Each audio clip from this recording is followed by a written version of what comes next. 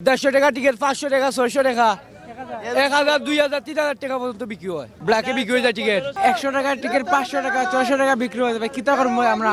কত দামের টিকিট কত দামে বিক্রি হচ্ছে? 150 টাকা টিকিট, 500 টাকা, 600 টাকা, 1000, 2000, 3000 টাকা পর্যন্ত বিক্রি হয়। টিকিট আইয়া পাই নাই কেন?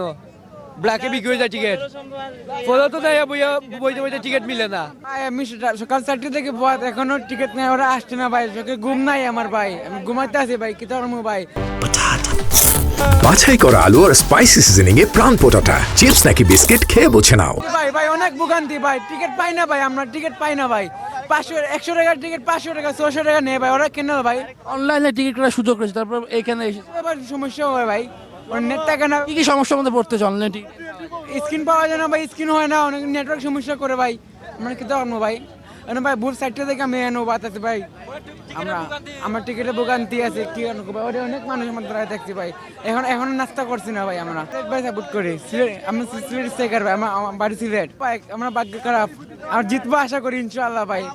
আমরা সিলেট জিতবো, দোয়া আছে, আল্লাহ ভরসা ভাই। ভাই উনি ভালো না ভাই, আর ভালো না মোটামুটি।